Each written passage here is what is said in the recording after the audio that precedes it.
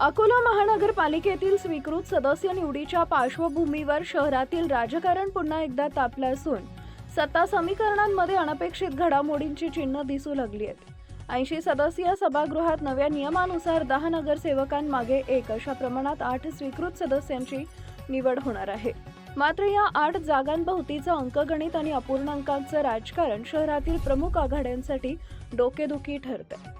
महापालिकेत सध्या भाजप प्रणित शहर सुधार समितीने राष्ट्रवादी शरद पवार गट, राष्ट्रवादी अजित पवार गट, शिवसेना तसेच इतर सदस्यांना सोबत घेत 44चे संख्याबळ उभं केलंय।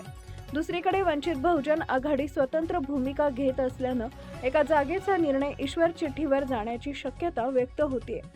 अपूर्णांक समान आल्यास अंतिम निर्णय सोडत पद्धतीनं होतो आणि हाच मुद्दा सध्या चर्चेचा केंद्रबिंदू ठरलाय। राजकीय वर्तुळात विशेष चर्चा अपक्ष नगरसेवक आशिष पवित्रकार यांच्या भूमिकेबाबत सुरू आहे। महापौर उपमहापौर निवडणुकीत त्यांनी भाजपला पाठिंबा दिला होता।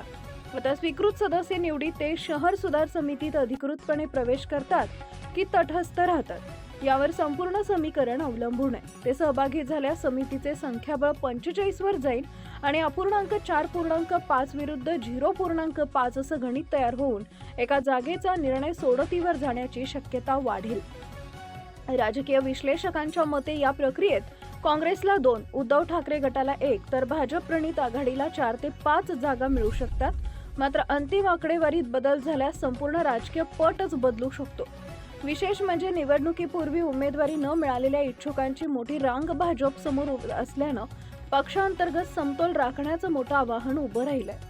दरम्यान कायदेशीर आणि प्रक्रियात्मक बाबींकडेही लक्ष वेधलं जात आहे। स्वीकृत सदस्यांची निवड ही केवळ राजकीय गणित नसून ती नियमबद्ध प्रक्रिया आहे। अपूर्णांकांच्या स्थितीत ईश्वर चिठ्ठी ही तरतूद वापरावी लागते।